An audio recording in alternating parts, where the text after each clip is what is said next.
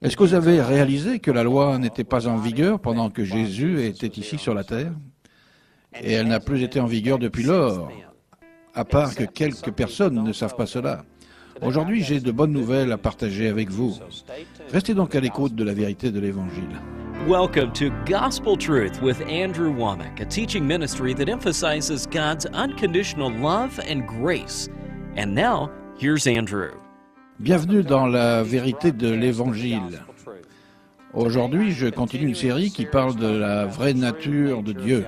C'est le commencement des dernières émissions sur ce sujet et je crois que ces émissions seront la fin de mon enseignement sur cela. Et je peux vous dire que j'ai couvert de nombreux points déjà. Il n'est pas possible que je répète tout cela, mais j'ai un livre traduit en français sur ce sujet. C'est le même enseignement et le livre peut être commandé en contactant Biblica TV. Toutes les précédentes émissions sur la vraie nature de Dieu sont disponibles sur le site de Biblica TV. Donc regardez sur le site et écrivez-nous si vous êtes intéressés. Donc j'ai montré que beaucoup de fausses idées sur qui est Dieu réellement venaient de la loi de l'Ancien Testament. Et j'ai utilisé beaucoup de choses pour montrer cela. Que la loi n'avait pas été donnée pour aider à briser la domination du péché sur nous, mais pour augmenter la domination du péché sur nous. Maintenant, il semble que ce soit le contraire. Si vous avez manqué une de ces émissions, vous devez revenir en arrière parce que c'est une paraphrase, c'est exactement ce que les Écritures établissent, que la loi a donné au péché une occasion contre nous. Elle a donné de la force au péché, elle a donné vie au péché à l'intérieur de nous. Donc, pourquoi Dieu a-t-il donné la loi? Eh bien, j'ai montré à partir de Romains 5,13 qu'au cours des 2000 premières années, après la chute d'Adam et Ève, Dieu n'a en fait pas imputé aux hommes leurs péchés. Il était miséricordieux et j'ai montré que cela à travers sa façon de traiter Caïn et Abel, Abraham, Noé et Israël ou Jacob. Et je vous ai montré comment ces gens, s'ils avaient vécu sous la loi de l'Ancien Testament, comment ils auraient tous été lapidés, mis à mort pour les choses qu'ils ont faites, et cependant Dieu leur a accordé sa miséricorde. En fait, le premier meurtrier sur la face de la terre, Dieu lui a donné sa miséricorde au lieu du jugement. Il a en fait protégé Caïn et dit que si quelqu'un tuait Caïn parce qu'il a tué son frère Abel, il vengerait sa mort 7 fois. Par contre, la première personne qui a violé la loi dans Nombre chapitre 15, là le Seigneur a dit lapider cet homme alors que tout ce qu'il avait fait, c'était de ramasser du bois pour faire un feu afin de préparer à manger, et Dieu a dit mettez-le à mort parce qu'il a enfreint le sabbat. Il y a une différence dans la façon dont Dieu traitait les gens sous la loi et la façon dont il traitait les gens sous la grâce. Donc pourquoi Dieu a-t-il manifesté cette dureté? Ce n'est pas vraiment sa vraie nature et son caractère. Alors pourquoi Dieu a-t-il donné la loi? Eh bien, je suis content que vous posiez la question, et en voici la raison. Retournons dans Genèse chapitre 4. Nous voyons que Dieu a protégé le premier meurtrier sur la face de la terre, Caïn, et qu'au lieu de le tuer, il dit que si quelqu'un essaye de tuer Caïn et de le punir pour ce qu'il a fait à son frère Abel, je vengerai Caïn 7 fois.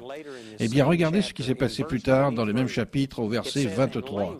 Il est dit, Lémec était l'arrière-petit-fils de Caïn. Et donc, Lémec dit à ses femmes, Ada et Tsila, écoutez ma voix, femme de Lémec, écoutez ma parole, j'ai tué un homme pour ma blessure et un jeune homme pour ma meurtrissure. Caïn sera vengé 7 fois et Lémec 77 fois. Maintenant, le problème avec cette façon de penser, c'est que Dieu ne l'a pas dit. Les mecs supposent quelque chose. Les mecs supposent que si Caïn s'en est sorti avec le meurtre, eh bien je vais m'en sortir avec le meurtre, parce que mon meurtre n'était plus justifié. Vous savez, cette terminologie ici dans la Bible, il dit que j'ai tué un homme pour ma blessure et un jeune homme pour ma meurtrissure. C'est un peu redondant et c'est vague. Mais si vous étudiez cela, ce qu'il dit, c'est qu'il a tué un homme en état de légitime défense. Et il dit qu'en fait, le meurtre de Caïn n'était pas de la légitime défense.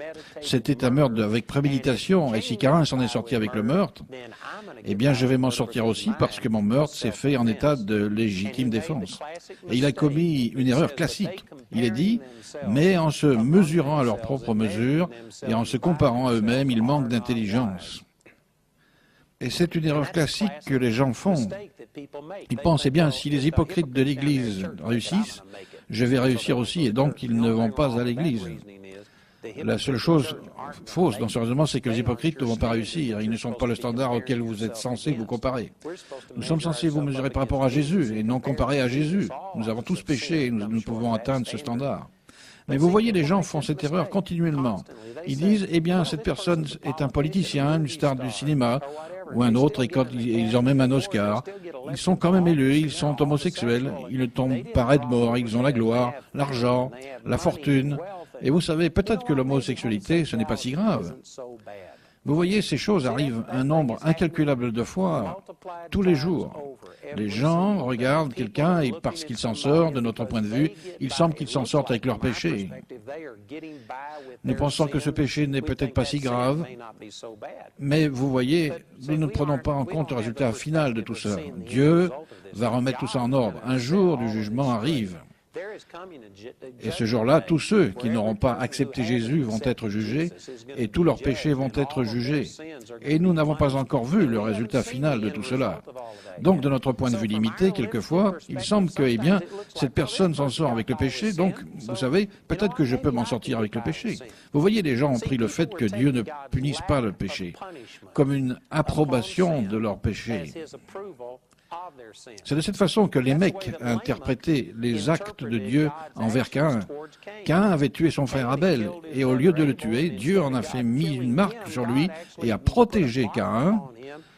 Et donc les mecs a tout simplement supposé qu'il s'en est sorti avec le meurtre, je vais m'en sortir avec le meurtre, et tout à coup, les gens commençaient à perdre leur sens moral. Ils ont commencé à penser, le meurtre n'est pas si grave. Caïn a survécu, les mecs a survécu, vous savez, vous pouvez aller tuer les gens si vous voulez. Vous pouvez avoir plusieurs femmes, vous pouvez vivre dans l'immoralité, vous pouvez faire cela. Les gens prospéraient, les gens avançaient, ils vivaient jusqu'à 900 ans et Dieu ne les jugeait pas. Et donc les gens ont pris le manque de jugement de Dieu sur le péché comme une approbation de leur péché. Ce n'était pas du tout ça. Dieu n'a jamais approuvé notre péché. Le péché peine Dieu. Et je peux vous garantir que Dieu était peiné quand il a vu ce qui se passait sur la terre. Et il est dit dans Genèse chapitre 6 que le Seigneur a vu le péché qui était sur la terre et que les pensées du cœur de l'homme se portaient uniquement vers le mal, et l'Éternel fut affligé dans son cœur, et Dieu se repentit d'avoir fait l'homme sur la terre. Vous savez, ce passage des Écritures, chaque fois que je lis cela, je suis réellement touché. Je suis peiné de ce que non seulement moi, mais toute la race humaine, ayant déçu Dieu au point qu'il y eut un temps où il a souhaité ne jamais avoir fait l'homme. C'est une déclaration très forte. Donc vous voyez, le péché affectait Dieu. Le péché était une transgression contre Dieu. Mais à cause du grand amour de Dieu pour l'humanité, il n'a pas donné libre cours à sa colère contre l'humanité pendant les 2000 premières années. Maintenant, c'est une déclaration générale. Il y a eu des exceptions, mais de façon générale, Dieu n'a pas libéré sa colère contre l'humanité au cours des 2000 premières années. C'est ce que Romains 5,13 dit. Et donc Dieu était offensé par le péché, mais il ne nous jugeait pas pour notre péché. Il n'imputait pas aux hommes leurs offenses. Donc pourquoi a-t-il donné la loi? Parce que les gens considéraient son manque de punition vis-à-vis du péché comme une acceptation, une approbation du péché, et donc ils ont laissé le péché prendre de l'ampleur. Et le péché a commencé à grossir et à se multiplier, parce qu'il n'y avait pas cette colère et ce jugement de Dieu qui faisait peur aux gens. Et le péché s'est multiplié et a augmenté à un tel point que si Dieu n'avait pas fait quelque chose pour le limiter, il n'y aurait littéralement plus eu une seule vierge sur la surface de la terre au travers de laquelle Jésus puisse naître. Certaines personnes pensent que c'est de l'exagération, mais je crois que c'est absolument vrai. Vous savez, je suis revenu à cette époque et j'ai étudié les rapports archéologiques et historique sur Sodome et Gomorrhe et la façon dont ils vivaient. Et je ne peux pas dire à la télévision certaines choses que j'ai lues. Les preuves archéologiques de la bestialité, de l'homosexualité, de l'immoralité, de toutes ces terribles choses qui se faisaient. Je veux dire, c'est bien au-delà de notre conception. En fait, vous pouvez voir cela de cette façon. Jésus a dit qu'à la fin des temps, ce qui arriva du temps de Noé arrivera du même jour du Fils de l'homme. Et ce dont il parle, c'est qu'au cours de la période qui précédera le retour de Jésus, le monde sera de nouveau aussi corrompu et abominable qu'au temps de Noé. Maintenant, prenez le temps de réfléchir à cela. Le temps de Noé, c'était 1656 ans après la chute d'Adam, lorsqu'il y eut le déluge. Donc, pendant 1656 ans, la race humaine a régressé. Elle s'est dégradée à un tel point que Dieu a dû éliminer toute la création, à l'exception de 8 personnes et des animaux qui étaient dans l'arche. Et cependant, il s'est passé un peu plus de 4000 ans depuis ce temps, et nous commençons seulement à retrouver le niveau d'impiété et d'immoralité dans lequel la race humaine a régressé au cours des 1656 premières années. Comment expliquez-vous cela? Eh bien, cela vient en grande partie du fait que la loi ait été introduite et qu'elle ait révélé la colère et le châtiment de Dieu sur le péché, et elle a été une chose qui a interdit et limité le péché sur la terre. Maintenant, elle a pu arrêter la quantité de péché, mais elle a multiplié et augmenté les dégâts causés par celui-ci lorsque les gens péchaient, en leur donnant un sentiment de condamnation, de culpabilité et un sens du mérite qui nous ont éloignés de Dieu. Voilà quelques effets secondaires négatifs de cette colère de Dieu. Elle a limité le nombre de péchés, mais le péché qui a été commis a commencé à avoir des effets encore plus dévastateurs une fois que Dieu a donné la loi. Et c'est la raison pour laquelle il a hésité à la donner pendant presque 2000 ans, parce qu'il ne voulait pas déclencher ces effets secondaires négatifs, mais cela devait être fait. Eh bien, j'ai encore beaucoup d'autres choses à dire à ce sujet, mais je continuerai après la pause.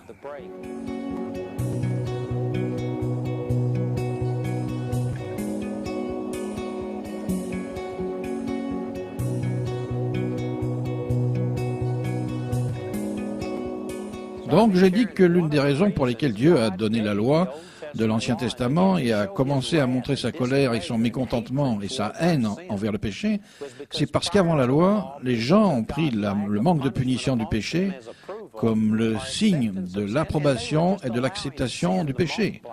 Et ils ont tout simplement permis au péché de se multiplier à un taux sans précédent. Est-ce que vous saviez que la durée de vie de l'homme est passée de plus de 900 ans à 120 ans en l'espace d'approximativement 1656 ans? Entre le moment où Adam a péché et le moment où le déluge est venu, Adam a vécu jusqu'à 930 ans.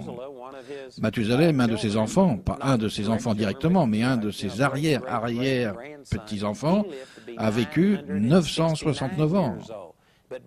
Au temps de Noé, Dieu a dit que les années des hommes seraient de 120 ans.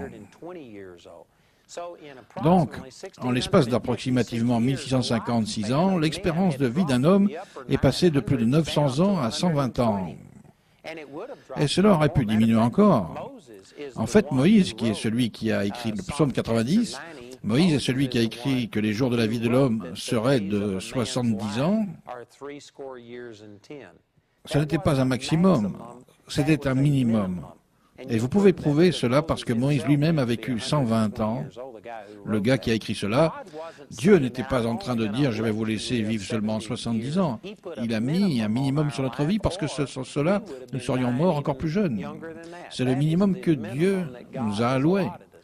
Si une personne meurt avant ce temps, c'est que Satan nous a liquidés de façon prématurée.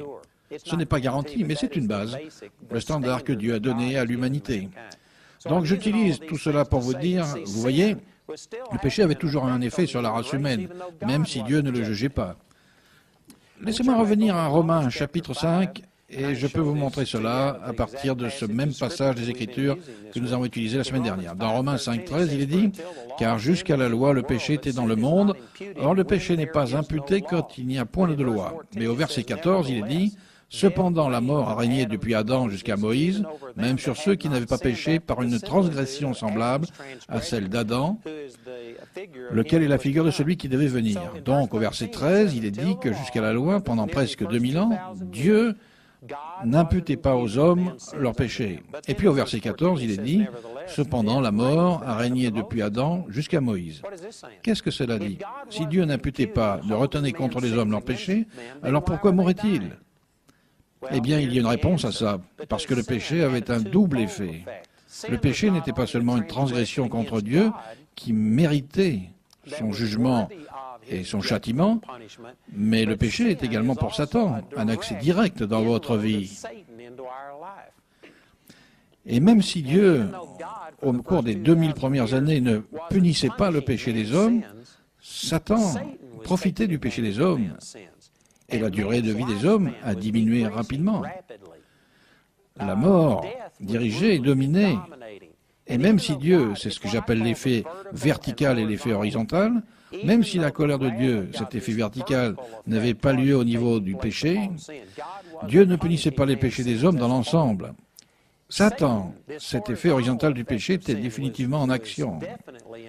Satan profitait de nos péchés.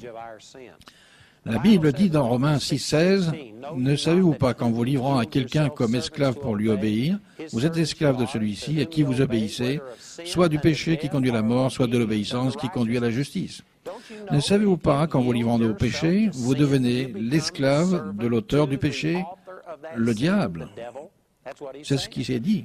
Donc, même si Dieu ne punissait pas le péché des hommes, le péché détruisait toujours la race humaine, et si Dieu n'avait pas mis une limite au péché, la race humaine serait devenue si corrompue, si impure, qu'il n'y aurait plus une seule vierge pour que Jésus puisse naître. Donc, Dieu a dû mettre une limite au péché. Ce n'était pas sa vraie nature. Dieu ne voulait pas nous imputer nos péchés. Quand Jésus est venu et qu'il a commencé à représenter Dieu complètement, et qu'il a pu amener la manifestation du plan complet de Dieu, une fois encore, car Dieu était en Christ, réconciliant le monde avec lui-même, en imputant point aux hommes leurs offenses. C'est 2 Corinthiens 5, 19. Et donc c'était le plan originel de Dieu. Mais avant que Jésus vienne, le péché avait commencé à infecter la race humaine, à un tel point que le plan de Dieu n'aurait pu être accompli s'il n'avait pas fait quelque chose pour purger la race humaine du péché et limiter la propagation du péché chez les gens. Et c'est la raison pour laquelle Dieu a donné la loi. Ce n'était pas son premier choix. Il aurait pu communiquer la loi à Adam et Ève pendant qu'ils étaient encore dans le jardin. Il leur parlait face à face, et c'était normal à ce moment-là. Quand il parlait à Moïse face à face, 2000 ans plus tard, ce n'était pas normal. C'était l'exception. Une fois, quand Moïse a été mis au défi par un de ceux qui le critiquaient, le Seigneur est intervenu et le Seigneur a dit d'une façon audible, « Si quelqu'un de vous, si je dois vous parler, si je vous parlerai par un rêve ou dans une vision, mais mon serviteur Moïse n'est pas comme ça. Je lui parlerai face à face. » Moïse était l'exception en ce temps-là, mais au temps d'Adam et Ève, il était normal pour Dieu de leur parler face à face. Pourquoi Dieu n'a-t-il pas donné à Adam et Ève les 10 commandements? Pourquoi ne leur a-t-il pas donné toutes ces lois? Est-ce que vous pensez que Dieu ne les avait pas déjà pensées? Est-ce que vous pensez que Dieu n'avait pas déjà décidé que le meurtre était mal, que l'adultère était mal, que mentir était mal, que vous êtes supposé honorer votre père et votre mère? Est-ce que vous croyez qu'il n'a pas pensé à cela 2000 ans plus tard? Non, Dieu est le même. Il est le même hier, aujourd'hui et éternellement. Mais vous savez, Dieu ne voulait pas donner libre cours à sa colère contre l'humanité, parce que cela nous aurait tout simplement détruits. Si Adam et Ève avaient connu l'étendue de ce qu'ils avaient fait, cela les aurait détruits. Ils n'auraient pas pu vivre avec eux-mêmes. Dieu ne voulait pas nous imputer nos péchés. Il était en train de vouloir les imputer à son Fils. Mais la Bible dit que lorsque les temps ont été accomplis, Jésus est né d'une femme et est né sous la loi.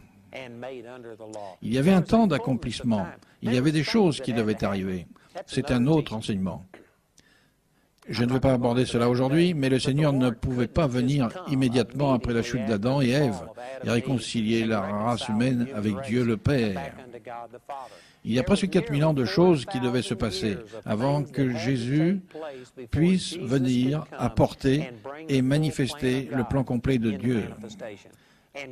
Et le désir du Seigneur était tout simplement de nous aimer et pas de nous imputer nos péchés. Mais les gens commençaient à être tellement touchés par le péché et tellement corrompus en s'adonnant à des choses démoniaques que le péché se multipliait avec une rapidité qui aurait littéralement tué le corps entier avant que le remède ait le temps d'arriver. Donc, ce que Dieu a fait, il a commencé à couper les parties du corps qui étaient infectées pour se débarrasser de cette infection, pour essayer de garder le corps en vie, la personne en vie jusqu'au moment où le remède arriverait. Et en fait, sur un résumé, c'est la raison pour laquelle Dieu a donné la loi. Ce n'était pas la première intention de Dieu. Si cela avait été le cas, il aurait pu le donner directement dans Ève. Mais il a attendu 2000 ans et il est dit dans Galates chapitre 3, laissez-moi vous lire quelques-uns de ces versets. Dans Galates chapitre 3 au verset 19, il est dit « Pourquoi donc la loi? Elle a été donnée ensuite à cause des transgressions jusqu'à ce que vint la postérité à qui la promesse a été faite. » Et au verset 16, il est dit que cette postérité parle de Jésus. Ceci montre de façon très claire que la loi est venue à cause de notre transgression et elle était en vigueur seulement jusqu'à ce que la postérité vienne, c'est-à-dire Jésus. Donc la loi est venue presque 2000 ans après la transgression d'Adam et Ève. Elle était seulement temporaire jusqu'à ce que Jésus vienne. Vous associez cela à 2 Corinthiens 5, 19, et vous pouvez voir que la loi n'était pas en vigueur pendant la vie de Jésus. Jean chapitre 1, verset 17, Matthieu chapitre 11, versets 11 et 12. Tout ceci montre que la loi n'était que temporaire et qu'elle n'était pas en vigueur pendant que Jésus était là. Elle a cessé. Jésus a commencé à donner accès auprès de Dieu sous une alliance différente de la loi de l'Ancien Testament. Une fois encore, retournons à Galates 3, 19. Pourquoi donc la loi? Elle a été donnée ensuite à cause des transgressions, jusqu'à ce que vint la postérité à qui la promesse avait été faite. Elle a été promulguée par des anges au moyen d'un médiateur. Alors le médiateur n'est pas un médiateur d'un seul, tandis que Dieu est un seul. La loi est-elle donc contre les promesses de Dieu? Loin de là. S'il eût été donné une loi qui pût procurer la vie, la justice viendrait réellement de la loi. Mais l'Écriture a tout renfermé sous le péché, afin que ce qui avait été promis fût donné par la foi en Jésus-Christ à ceux qui croient. Avant que la foi vînt, nous étions enfermés sous la garde de la loi, en vue de la foi qui devait être révélée. Ainsi, la loi était comme un pédagogue pour nous conduire à Christ, afin que nous fussions justifiés par la foi. La foi étant venue, nous ne sommes plus sous pédagogue. Comment est-ce que ça peut être plus clair? La loi était temporaire. Elle n'a été donnée que 2000 ans après la chute d'Adam et Ève. Elle a été donnée seulement parce que le péché commençait vraiment à se multiplier. Dieu a limité le péché et c'était une mesure seulement temporaire jusqu'à ce que Christ vienne. C'était comme un pédagogue fait pour nous conduire à Christ, mais maintenant que Christ est venu, le pédagogue n'a plus d'incidence sur notre vie. Vous n'êtes plus censé établir votre relation avec Dieu en vous basant sur la loi de l'Ancien Testament. Vous n'avez plus à avoir ce concept de « je dois obéir à toutes ces règles et règlements si je veux que Dieu soit content de moi ». C'est ce que disait la loi de l'Ancien Testament. Mais Dieu a dit ces choses, non pas que vous puissiez obéir à toutes, mais plutôt pour vous montrer que si tel est le standard de Dieu, si c'est ce que Dieu demande, je ne peux pas y arriver. Dieu ait pitié de moi, car je suis un pécheur. Eh bien, c'est génial.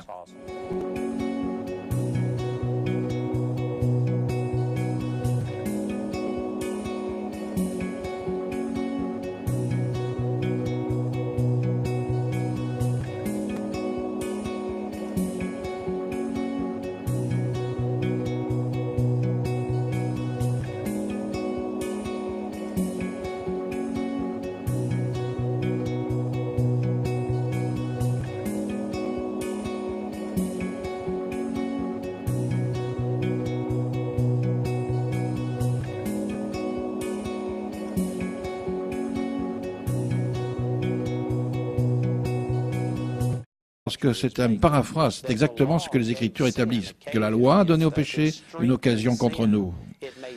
Elle a donné de la force au péché, elle a donné vie au péché à l'intérieur de nous.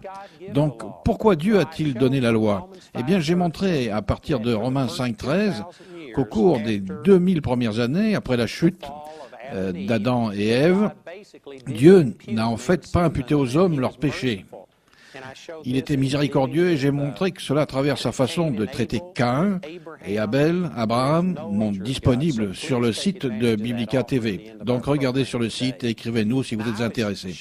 Donc j'ai montré que beaucoup de fausses idées sur qui est Dieu réellement venaient de la loi de l'Ancien Testament. Et j'ai utilisé beaucoup de choses pour montrer cela. que la loi n'avait pas été donnée pour aider à briser la domination du péché sur nous, mais pour augmenter la domination du péché sur nous. Maintenant, il semble que ce soit le contraire. Si vous avez manqué une de ces émissions, vous devez revenir en arrière. Aujourd'hui, je continue une série qui parle de la vraie nature de Dieu. C'est le commencement des dernières émissions sur ce sujet et je crois que ces émissions seront la fin de mon enseignement sur cela. Et je peux vous dire que j'ai couvert de nombreux points déjà.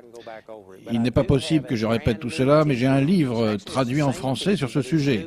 C'est le même enseignement et le livre peut être commandé en contactant Biblica TV. Toutes les précédentes émissions sur la vraie nature de Dieu sont Noé et Israël ou Jacob. Et je vous ai montré comment ces gens, s'ils avaient vécu sous la loi de l'Ancien Testament, comment ils auraient tous été lapidés, mis à mort pour les choses qu'ils ont faites, et cependant Dieu leur a accordé sa miséricorde. En fait, le premier meurtrier sur la face de la terre, Dieu lui a donné sa miséricorde au lieu du jugement.